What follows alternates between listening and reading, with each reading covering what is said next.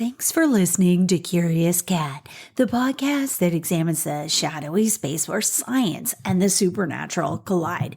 I'm your host, Jennifer Holtz. Join me every week as I explore what it means to be a soul in a meat suit. Welcome to Curious Cat.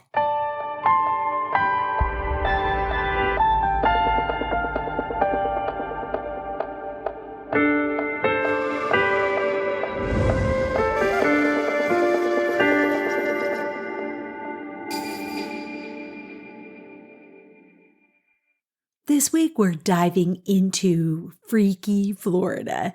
My daughter got me interested in the lore, the legends, the mythical creatures that exist in Florida. She told me a story about something in the Everglades, and it's been haunting me ever since. Let's get into it.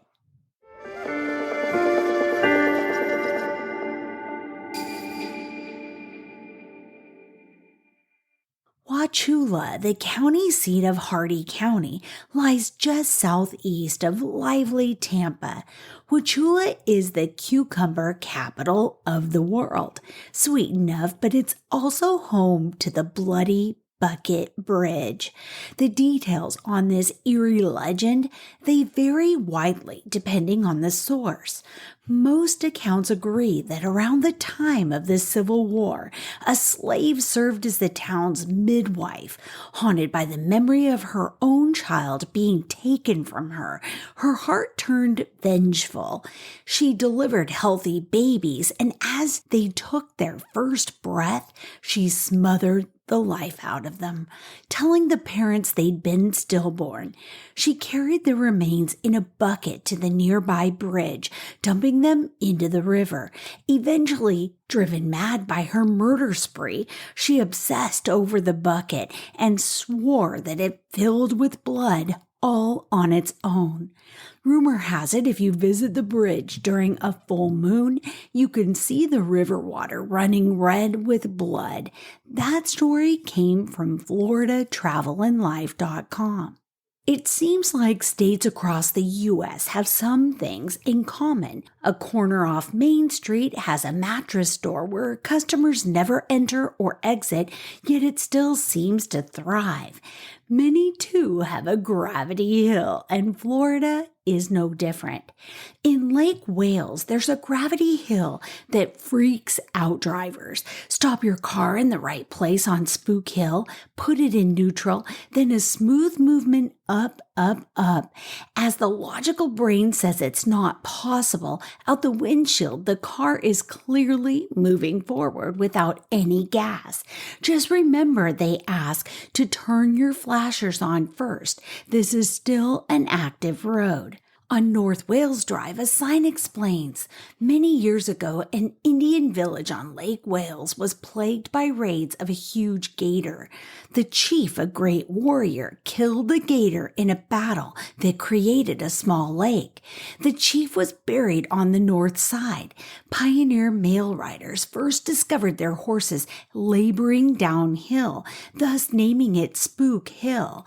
When the road was paved, cars coasted up the hill. Is this the gator seeking revenge or the chief still trying to protect his land? Happy Lady, a Redditor with a sweet username, said this about Spook Hill. It's not something worth driving there for, but if you're nearby, it's worth checking out. It's near Bok Tower Gardens, which is absolutely worth a day trip. If you've ever watched much of Zach Bagans' crew on Ghost Adventures, then you're probably familiar with Robert the doll. But Robert won't leave Florida, and I'm sure Zach has offered lots and lots of money to owners to get him for his Haunted Objects Museum in Las Vegas. Florida Travel and Life wrote this. Okay, on a scale of 1 to 10, this tale rates a strong 11. Robert Eugene Otto was a boy who grew up in Key West under the care of a nanny who practiced voodoo. In 1906, she gave him a gift, a 40-inch tall doll, stuffed with wood wool and wearing a sailor outfit. For whatever reason, Robert decided to give the doll his own name and chose to be called Jean going forward. Okay, creepy enough on its own, right? Jean considered Robert the doll his best friend and whispered secrets to it all the time. Friends and family became suspicious when they swore they could hear the doll talking back. These days, Robert can be found at the Fort East Martello Museum in Key West, Florida. Visitors are encouraged to ask the doll for permission before taking its photo. Otherwise, cameras have been known to malfunction. Casadega, a small unincorporated hamlet in Volusia County, is known for two unusual things: being called the psychic capital of the world for a large number of psychics and mediums who made their home there, and for the Devil's Chair. Located in a small cemetery, the Devil's Chair is a wide brick bench that legend has was built by the devil himself. Each night at midnight, the devil returns to lounge on his chair. Rumor has it, if you sit on it, he whispers evil ideas to you and you're forever haunted by the experience. Oh, and here's an even weirder legend, if that's possible. If you leave a full can of beer on the chair unopened and return the next morning, the can will be empty and still unopened. Now that's truly evil. In 1889, Elizabeth Bessie Budd Graham was buried in the Old City Cemetery in Tallahassee. The 23-year-old was a wife and a mother, and yet her tombstone is among the most elaborate in the cemetery. Could it be because she was a witch? That's the legend, though no historical reports link her with witchcraft. Among the clues, the grave faces west, which is contrary to Christian tradition, and the tombstone contains an unusual epitaph adapted from Edgar Allan Poe's Lenora. Ah, broken is the golden bowl, the spirit flown forever. Let the bell toll, a saintly soul floats on the Stygian river. Come, let the burial rite be read, the funeral song be sung, an anthem for the queenliest dead that died so young, a dirge for her the doubly dead, in that she died so young. Scholars of the occult say the passage is full of subtle hints. Broken in the bowl refers to killing a vampire. Doubly dead specifically refers to witchcraft, they say, in that a witch can only be dead once she's killed twice. Next up, the hanging tree at Captain Tony's Saloon. Most Key West visitors know that Captain Tony's Saloon was the original location of the famous Sloppy Joe's bar.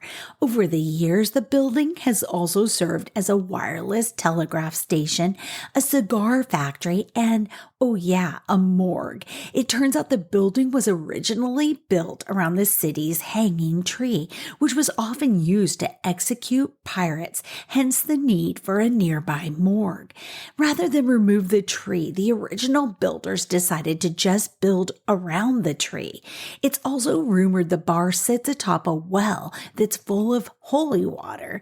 During the 1980s, the flooring was replaced in the bar and the skeletons of more than a dozen bodies were found. Mysterious events have been reported over the years, including ghostly voices and bathroom stall doors that open, close, and lock seemingly by themselves.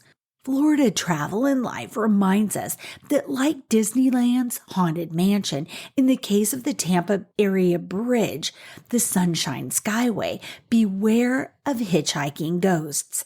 They explain the Sunshine Skyway Bridge was a modern marvel when it opened in 1954.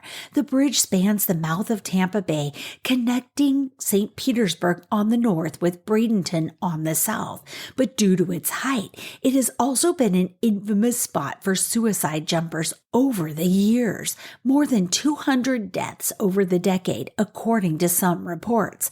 Drivers on the bridge have reported seeing seeing a beautiful blonde woman hitchhiking on the bridge. When they pick her up, she begins to cry as the car approaches the top of the span. When the driver turns around to ask what's wrong, the woman has mysteriously vanished. In 1980, the bridge was struck by a freighter, collapsing the central span and killing 36 people. Oh, and by the way, my daughter in Florida said that bridge has always spooked her. Her steering wheel on her car pulls to the right when she's on that span. Ask Florida wilderness fans, and they'll say the Fairchild Oak is an awesome site located at Below Creek State Park in Ormond Beach. The ancient tree is a must visit with a lush canopy of branches and Spanish moss overhead.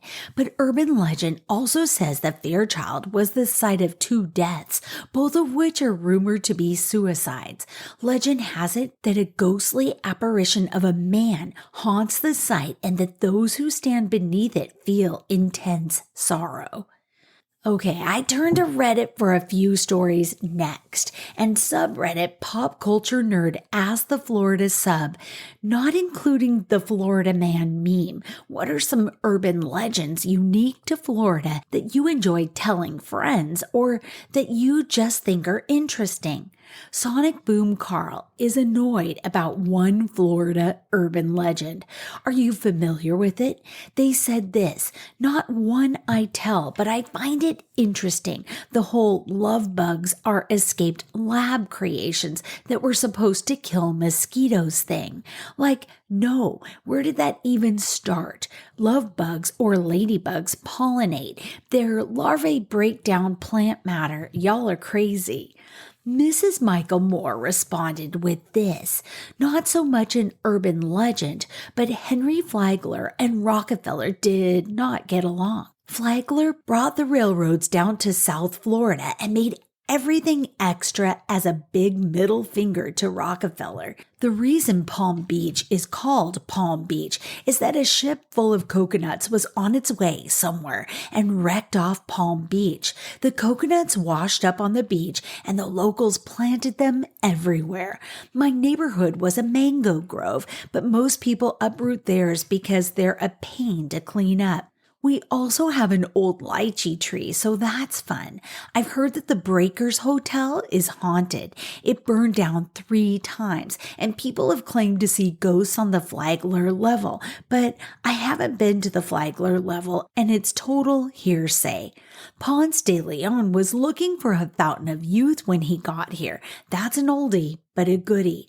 Cheese Puff 311 said this, I-4 dead zone. There are several people buried under a certain section of the I-4. I think near the bridge in Sanford, near exit 104. If I'm remembering correctly, he writes. It said there are more car accidents near the grave. Another Redditor added this to the conversation. Everyone has heard the stories about Walt Disney's frozen head being someplace on property. I'm assuming they mean somewhere on Walt Disney World property, and I hadn't heard that rumor before now. I wanted to know more. After some searching, I found more at Orlando Weekly on Walt Disney's head. One of Orlando's older legends, this is a myth that Walt Disney had his body cryogenically frozen after his death in 1966, and it's stored somewhere under Disney World. The rumor was persistent enough to have multiple articles debunking it, but the legend lives on, especially when the underground future cult classic called The Further Adventures of Walt's Frozen Head was created by University of Central Florida film school grad Benjamin Lancaster. Oh my God. Now that's a film my father, Gary Riley, would have loved. I'll definitely give it a watch and get back to you next week about my review. But until then, here's the movie's description from IMDb. During his yearly thaw to oversee the direction of his company, the cryogenically frozen head of the world's largest media conglomerate, Walt Disney, convinces Peter, a low-level park employee, to kidnap him for a day in the Magic Kingdom.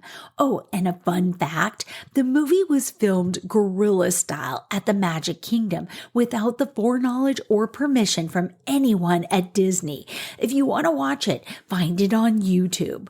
After a quick break, let's put on our waders, spray ourselves down with DEET, and venture into the mysterious, swampy Florida Everglades. Back in a minute. Hi, I'm Derek Condit with Mystical Wares. I've recently published 2 books. The first is titled Shungite Unveiled. It's an FAQ and hidden insights to the miraculous mineral called shungite and how it can be used to help save the bees. It also contains chapters on shungite and healing, shungite in plants, the Shungite Grid Project, as well as ways to use shungite with animals and in construction. So it's a large FAQ or accumulation of ways to use shungite in everyday life. Then the second book I released is called Everyday Magic, and it's inspirational stories of intuition and awakening. So it's a collection of 18 short stories that I put together that can help to explain some of the metaphysical aspects of our reality that we're all experiencing. Either of these books are available at mysticalwares.com or Amazon. There's also additional information on how to help save the bees with our Shungite Beehive project. That also can be found at mysticalwares.com. We appreciate your support.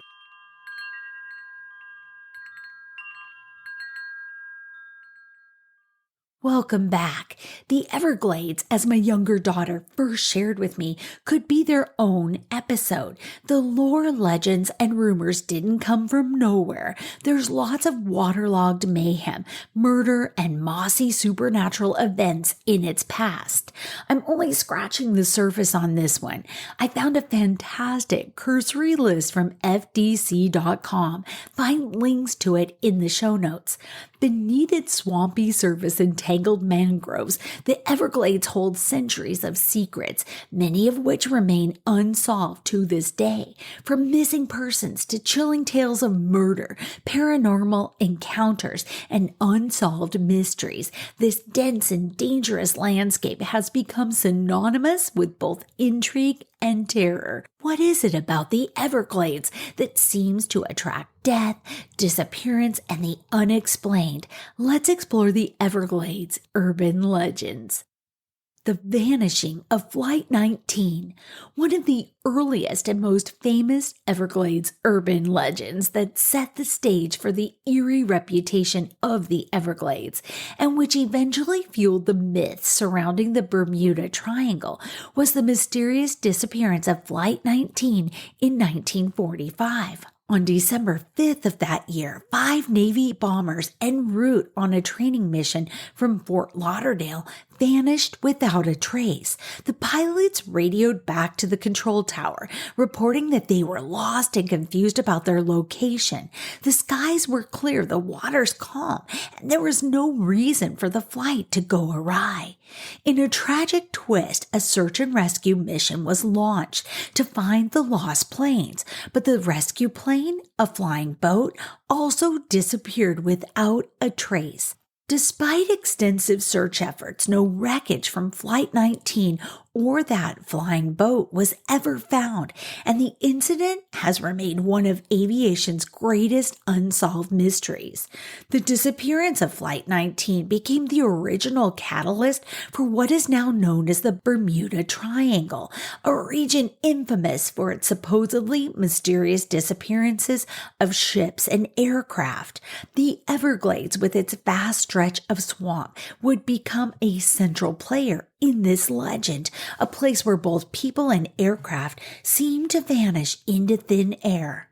Next, there's Edgar Watson, the murderous sugarcane farmer. If Everglades urban legends have a darker side, it could certainly be traced back to figures like Edgar Watson, a man whose murderous exploits left a trail of bodies in the swamp. Watson, a criminal with a violent past, came to Florida in the late 1800s after escaping from authorities in several states. Once in Florida, he was acquitted of one murder but still had a taste for violence. He purchased a piece of land in the Everglades to build a sugarcane farm and quickly began exploiting local workers. Instead of paying his workers, Watson would kill them and dispose of their bodies in the remote and unforgiving landscape of the Everglades. This grisly pattern went unnoticed for some time until local townspeople grew suspicious of the disappearances. Eventually, though, they confronted Watson, and after a violent encounter, he was shot and killed by a local mob. However, his legacy did not die with him. It's said that Watson's spirit still haunts the town of Chokoloskee, a small community near the Everglades. Many locals claim to have experienced strange occurrences, from ghostly apparitions to unexplained noises, possibly tied to the blood that stained the Everglades during Watson's reign of terror. Next up, the Lost City and Ghost Village. Deep within the Everglades lies a mysterious 3-acre plot of land known as the Lost City or Ghost Village. It's a place surrounded by folklore, intrigue, and untold riches. Legends abound of rotting shacks, Confederate treasure, and moonshine operations dating back to Prohibition. Some believe that the area was home to the skunk ape, a creature akin to Bigfoot, while others swear that the site holds artifacts from an ancient Native American civilization. The Lost City's eerie reputation only deepens with tales of Al Capone, who allegedly used the secluded Everglades to operate a moonshine distillery, hidden from the prying eyes of the law. Whether or not Capone's shadowy dealings were truly tied to the area, the Everglades urban legends of treasure and paranormal activity continue to capture the imagination of adventurers and ghost hunters. The ghost ship of the Everglades. The Everglades are not only home to strange creatures and ghostly figures, but also to ghost ships that are said to wander its waters. One of the Everglades urban legends is that of a ghost ship, a merchant vessel that became lost after giving chase to another ship in the swampy waters. The phantom crew, cursed to sail the seas for eternity, is believed to still haunt the Everglades, their ship appearing on occasion as a spectral vision, lost just like the pilots of Flight 19. The Calusa, an ancient mystery. Before the modern Everglades urban legend, long before settlers and adventurers made their mark, the region was home to the Calusa, an ancient Native American tribe known for their resistance to Spanish colonization. The Calusa were feared and revered for their prowess in warfare and their belief that their leaders had supernatural powers. In 1521, the Spanish explorer Ponce de Leon was seriously injured in a skirmish with the Calusa, ultimately leading to his death. The tribe's elaborate system of human sacrifice and the mysterious disappearances of their people have fueled speculation about their final fate. Some believe the Calusa were wiped out completely, while others speculate they were absorbed into other cultures, their once great civilization disappearing into the swamp. Archaeological digs in the region have unearthed skulls and artifacts that hint at a powerful but enigmatic past. Flight 401, Ghosts in the Sky. Another tragic aviation disaster that ties the Everglades to the world of paranormal intrigue occurred in 1972 when Eastern Airlines Flight 401 crashed into the Everglades after an electronic malfunction. The crash killed 101 people, but the eerie part of the story doesn't end there. In the months following the crash, reports began to surface that parts salvaged from Flight 401 specifically parts used in other planes, were linked to strange, inexplicable occurrences on those flights. Flight attendants and crew members claim to have seen the ghostly apparitions of passengers and crew from the ill-fated flight, and strange mechanical failures plagued the planes. These unsettling events were chronicled in the book titled The Ghost of Flight 401, and the airline eventually replaced all those parts from the doomed flight to avoid further supernatural disturbances. Some say that the spirits of the passengers continue to roam the skies, their restless souls forever tied to the wreckage of Flight 401, which lies in the depths of the Everglades. The Florida Everglades are a place where mystery and death intertwine, from vanished planes to ghostly ships and haunted figures. This vast and unforgiving landscape is home to an unsettling number of unsolved disappearances and unspeakable acts of violence, fueling these Everglades urban legends. Whether it's the tragic fate of Flight 19, the murders of Edgar Watson, or the paranormal disturbances that followed the wreckage of Flight 401, the Everglades seem to hold a dark, impenetrable allure. For those brave enough to venture into its depths, Everglades urban legends are a reminder that some mysteries are never meant to be solved, and some stories are better left untold. Yet even as modern technology and investigation continue to unravel the truth behind many of these events, the Everglades remain a land where shadows and secrets linger, waiting for the next unwitting soul to discover them. I hope you enjoyed this little dive into freaky Florida. There's a whole host of cryptids in Florida, and they deserve their own episode. Oh, and that story my daughter told me that started it all, this curious path, I'll share that with you next week. Until then, stay curious. I love you.